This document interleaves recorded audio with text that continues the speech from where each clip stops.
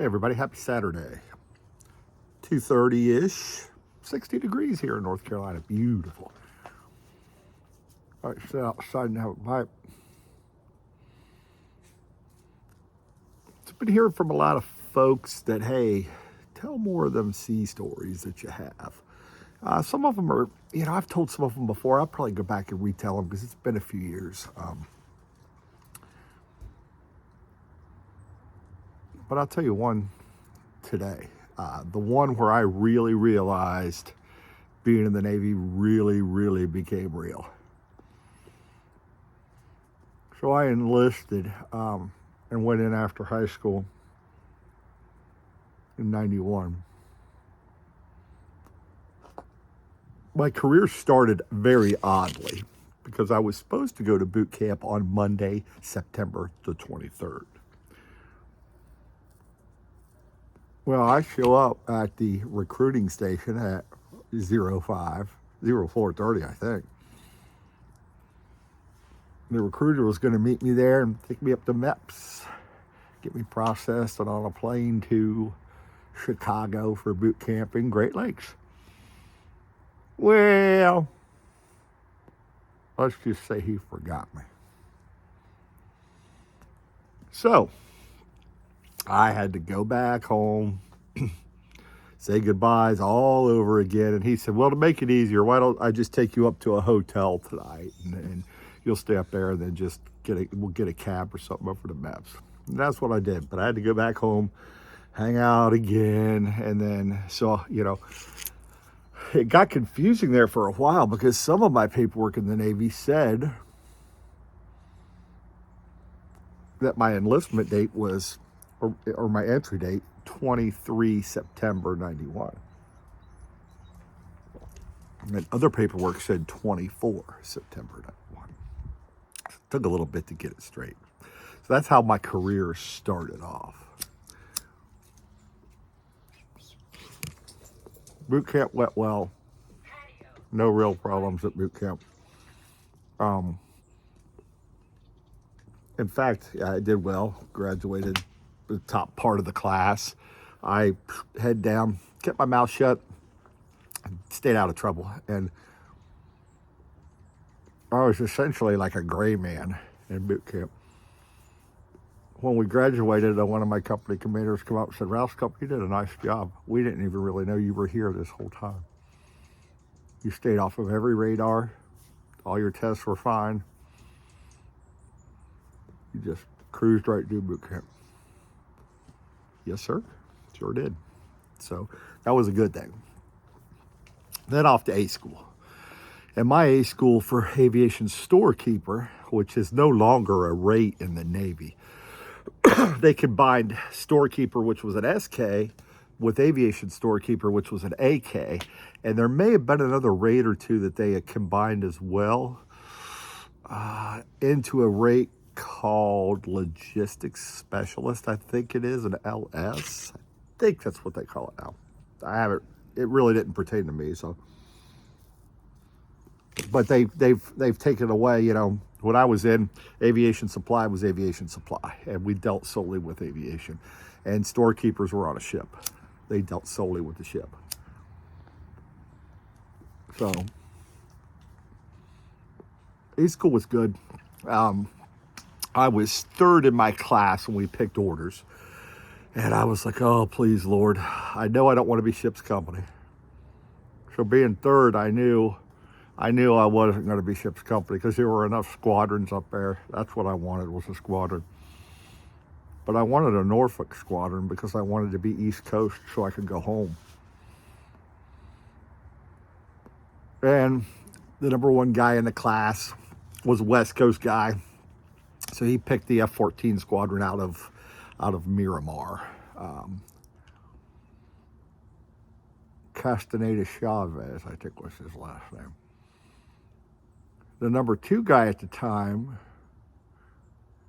was a washout from nuke school that they sent back. He flunked out of nuke school. Nuke school is not easy in the Navy. I believe it's a two-year course. I think you have to enlist for 6. At least you used to. It wasn't an easy class.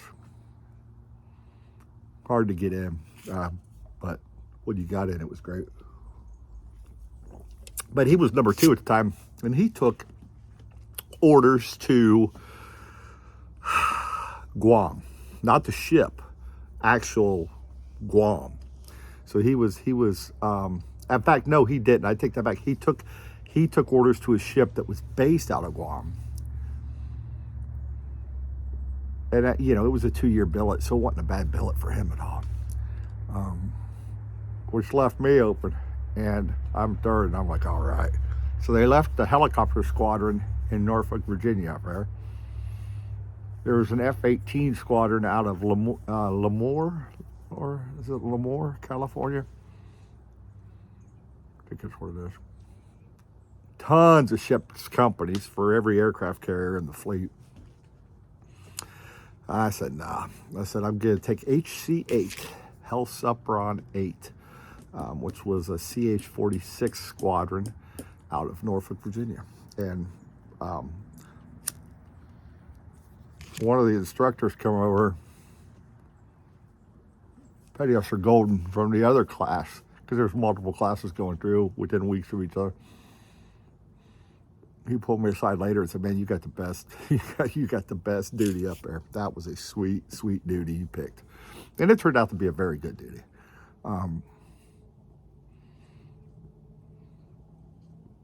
But when I buzzed through boot camp. A school was 8 weeks, no problem. I ended up graduating number 1 in my class, because after we picked orders at about the 6-week mark, the other 2 guys just said hell with it and kind of fell off and partied a little too much. Because the cool thing at the time when we were at Meridian, Mississippi, Naval Training Command or whatever, NTTC, Meridian, something like that. The cool thing at the time in 91 and going into 92 was that you could drink on base at 18 in the club and in the bowling alley. And you could buy at the package store on base, you could buy beer. You couldn't drink.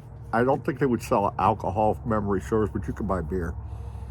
And you could drink beer at the club and everything. So, it was good, a good A school, because a lot of us drank a lot of beer. But I stayed up pretty good on my studies, and graduating number 1 was pretty good for me because I got selected for AAP, Accelerated Advancement Program, AAP. So basically I went to my squadron, and if I did 6 months and did well, I would be promoted to PO3, AK3, which was Petty Officer 3rd class, which did occur. So that was good. But going back to when I really, really, really felt that it was real, that the Navy's a real thing. If you're not seeing a ship, at least when I was in Great Lakes, you're not seeing a ship up there. You're seeing cutouts of ships and different things, and you get a feel for what a ship's like. But you're not seeing them. You're not on a real one. And dang sure in Mississippi, you're not going to see a ship. So I'll never forget the day. I had left out because Grandma always insisted, Grandma and Grandpa was still alive at the time. And my grandma always insisted if you were traveling long distances that you drove during the day. She never wanted anybody to drive at night. She'd always say, if you got a flat tire or something like that, which is very good advice. I still follow it pretty much to this day. If I'm going long distances, which is very rare, I will drive during the day. Anyhow, so it's a overcast, crappy day, and I'm driving from Ohio over to Norfolk, Virginia. It's about 520 miles, I think it was, from my barracks to home. At some points I was doing it in less than 8 hours, but that was flying in my Thunderbird. But I digress. So I come over And then into Virginia, past Richmond and all that goes. Well, no, because I went south of Richmond, but past Williamsburg and all that. Found a restaurant, a little rest area to pull over, change, from my civvies into my dress blues at the time, to check into the base. But as I'm going across, it's about 5 o'clock, maybe 4 o'clock. Really, really gray, overcast. Very typical if you've ever been in Virginia and even in North Carolina in the winters. You're going to get a lot of gray, overcast, kind of rainy, just bleh kind of days. And that's what it was. They're not raining hard, just enough to that days that just yuck. As I come across the Hampton Roads Bridge Tunnel, you can see to your right Naval Station, Norfolk, Virginia, and all of those carriers and destroyers and cruisers and oilers that I was on. All those ships, they're all stacked there. And that's when it became, holy Nikes, that's real. My first shot of real. I'll get to it when I got to a ship. That was another shot of real. That's a video for itself. Chili Mac. Anyhow, that's what I realized. You're in the Navy, son.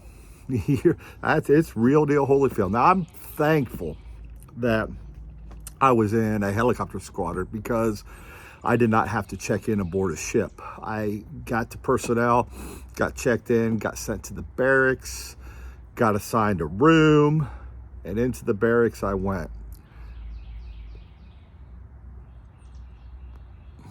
The barracks is that's another story for another time, but to me, that's when the Navy became real. It wasn't really real in boot camp. I mean, it was the Navy. And A school, it wasn't, it was school. Everything still felt, there's military bearing. It was military, you could tell, but it was not the Navy. But when I came across that bridge on that crappy gray day, I still see it in my head to this day. And I see all those big warships sitting there at port in NAS Norfolk. Submarines, and you name it. Not the boomers, those are in Kings Bay and Groton. But they have nuclear, there's nuclear subs, fast attack subs that are in Norfolk. And any other ship you want to see. Yeah, that's what it was real. So if you watch, hey, thanks. I'd love to hear your military stories too. So if you served, when did it become real to you? Now, I should say, getting off the bus at Naval Recruit Command, Great Lakes, and people in your face and starting yelling at you and telling you to get nut to butt, and you're touching the guy, they really test you, when in boot camp. But, that was just, I don't know. To me, when I came across that bridge and saw those ships, that was the real deal at that point. Like, okay, you're in this thing now, big boy. So enjoy. So, man, if I knew now what I didn't know then, or if I knew then what I know now, or however you want to say it, I would have stayed in. Would have stayed in. So probably two of the biggest professional regrets I do have is, number one, getting out of the Navy. I should have just stayed in. I had 7 years, 2 months, and 7 days. I should have 13 more years. But when you're 20, 26, 13 more years, 25, 26, 13 more years feels like a freaking eternity.